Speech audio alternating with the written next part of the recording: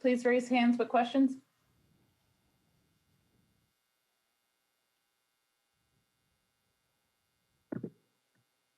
Hey, Mike, Vinny with the Review Journal. Obviously, today and this whole weekend, there was kind of a theme, offensive line, defense. Was it the way the draft unfolded or kind of what the preference was coming in? I think it's a combination of both. I think we did want to address the offensive line. I think we've done it consistently since making some moves in the offseason. Really happy with Leatherwood. The kid we got in the 7th round is awesome, Morrissey. I mean, he was a walk-on at Pitt that ended up starting for 4 years, being a 2-time captain. The Senior Bowl called him the day before the game. He flew in and played most of the game at center and guard. He's just one of those overachievers. He won the same award that Hunter Renfrow won a couple of years ago as the top former walk-on in the country. So we love the 2 offensive linemen. I told you guys last night we knew we had to get better on defense, and I thought the board matched up with what we needed to do.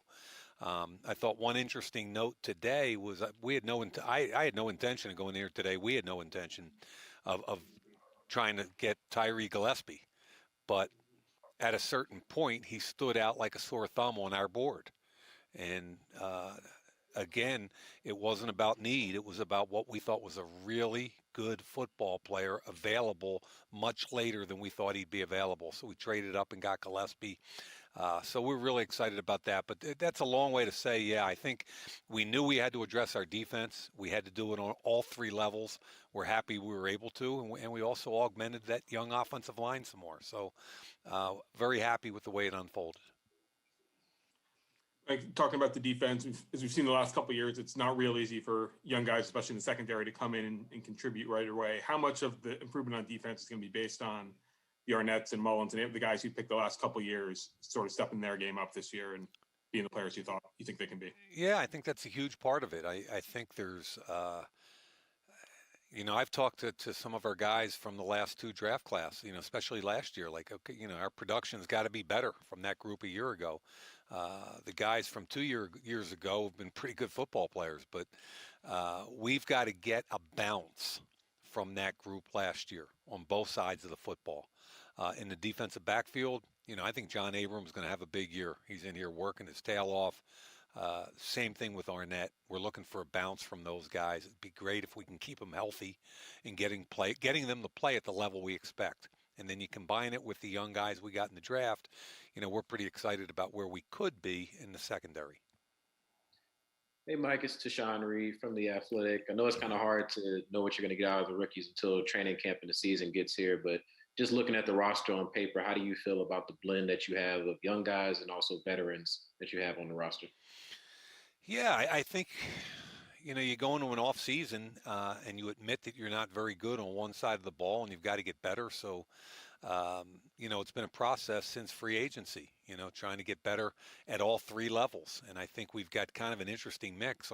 You look at the defensive line and, we got Solomon Thomas and we've got David Irving and, we've got Philon and, we've got Quentin Jefferson. And then you kind of compare that, and we've got Malcolm Koonce and Ngakoue. So there's a whole bunch of new guys on the defensive side of the ball at level 1. Level 2, I think we augmented with the draft pretty well. So excited with the Virginia Tech kid Diablo. And then you guys have already talked about the level 3 changes. We've got an awful lot of defensive backs competing, mostly young guys. We brought in Rasul Douglas, but we're pretty young back there. So to me, that's kind of a challenge, is can the young guys play up to a level we need them to?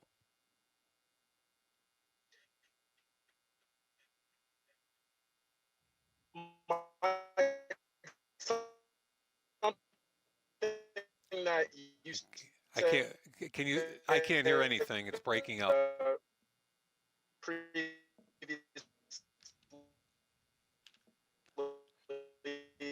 Is that the one thing that you learn throughout being a GM and drafting is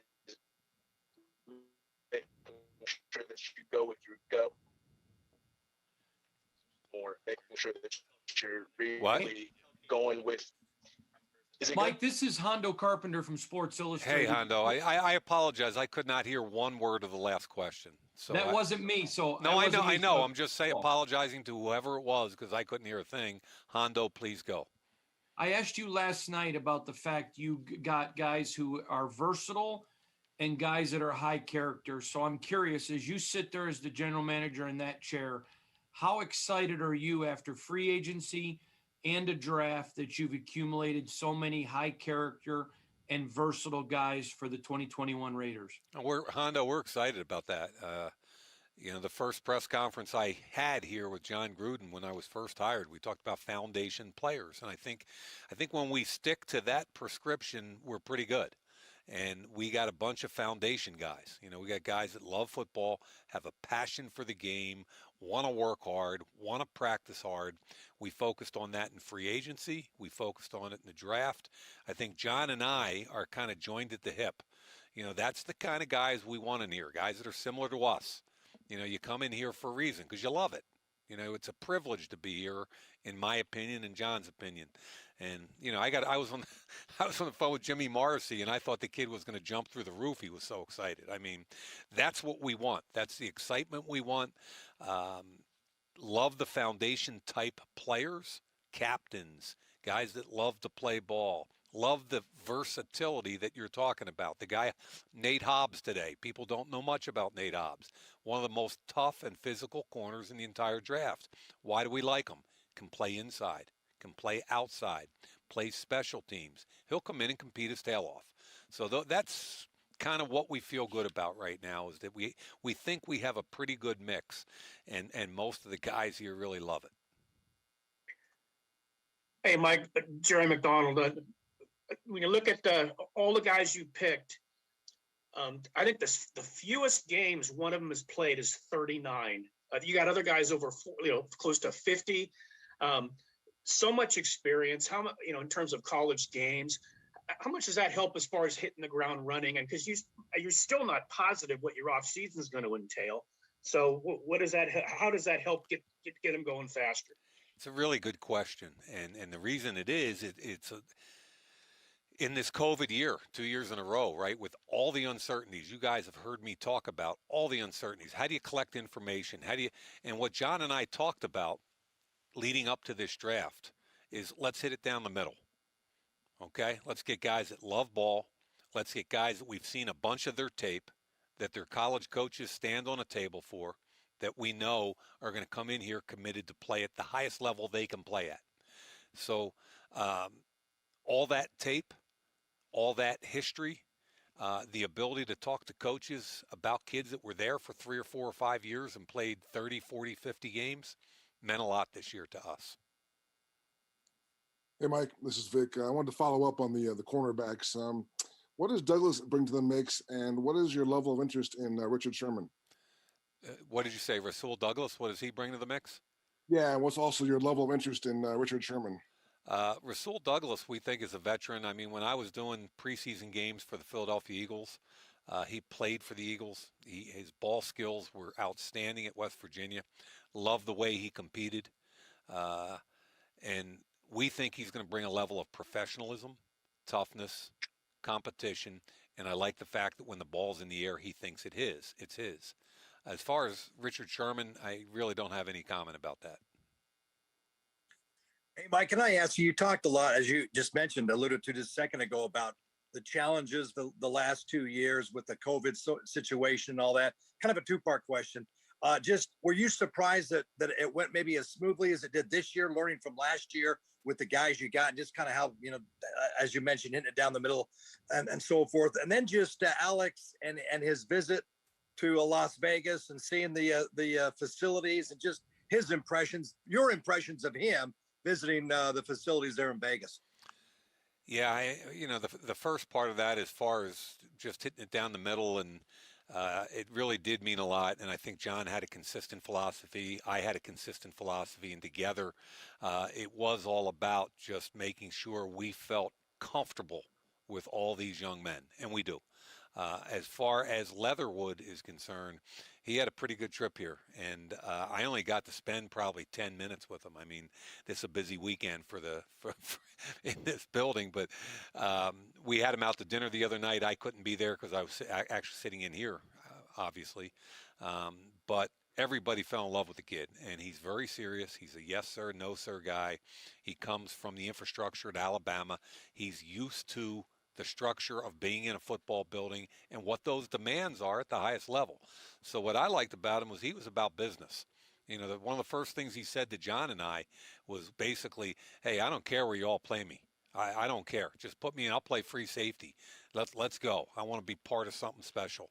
And that was, we didn't even ask him about playing right tackle. He just volunteered it because I think he understood, and he's a smart young man. He's like, hey, all those rumors, like, no, I'm wherever you want me to play. So I think we were all, Tom Cable spent a lot of time with him. We were just all really excited to meet him and see his demeanor, which was, hey, I'm all about ball. Mike, when we talked to Nate Hobbs, there was definitely a presence about him. You kind of felt it just even talking to him on Zoom.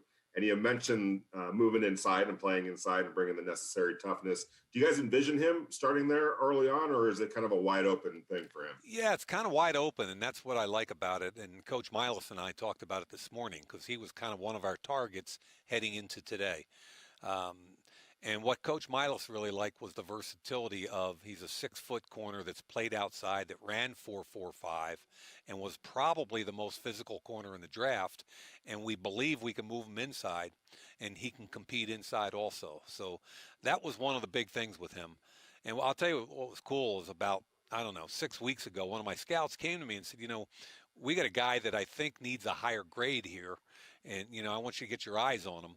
And so I put Nate Hobbs on, and I was like, does this guy play hard? Does this guy compete? And I think the prevailing attitude was, what's he going to run? And he ran 4.45, and, you know, our entire building kind of was on the Nate Hobbs train because you love his tape, and we were hoping he'd run a certain level, and he did. When you got an offensive coach, head coach like John, was it difficult at all to keep him from wanting to grab a skill position player in this, you know, in any of the picks? Was he itching it all? Yeah, you know, John, I love John. He's he was so good. I mean, we went into day 2 and we attacked the defensive side of the ball, and he was more excited than I was. Okay, and we came back in here today, and does John want to talk about a quarterback or a wideout? Of course he does. Like, and is he going to walk over and point at the board and say, well, Mike, you got a grade on this wideout. Why wouldn't we go take him here? And I love that. And that's what it's supposed to be all about, right? Is conversation amongst two people that have done a whole lot of homework on these guys and what makes us better. And at the end of the day, you're right. John Gruden's an offensive guy.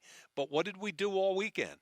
We tried to help our defense get better, and I give him a ton of credit for that. He was all in. He was excited. You should have heard him on the phone with the kids. I mean, there's nobody better than John Gruden on the phone. It's just awesome. So I could not have been happier with the way John supported the whole thing this weekend, and he knew, just like I knew, we got a long way to go on defense.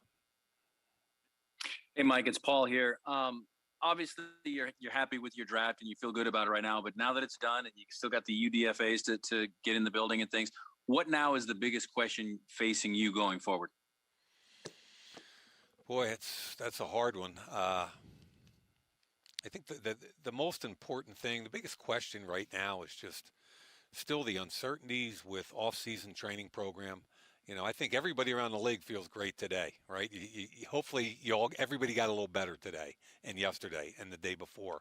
There's a lot of optimism, but we all want to get back to normal. We all want to get all the rookies in the building. It's a little frustrating. You know, we're allowed 20 people at rookie minicamp. I mean, it's still frustrating. We still can't meet in person. You know, we can have hundreds of thousands of fans in Cleveland, but for some reason we can't meet in person in these buildings. But we need to get back to normal, and we need to challenge these young players to get better. And I think that's the biggest question mark I have is just hey, When can we get back to normal? Let's get on the field. Let's see what these kids can bring to the table for us. And our coaches are so fired up downstairs. They're chomping at the bit. So without saying, I'm worried about this position or I'm worried about that position, this is more about getting 90 guys on the practice field and getting to work and see if we can build something special together. Okay, thank you, Mike. Thanks, everybody. Thanks for putting up with me for 3 days.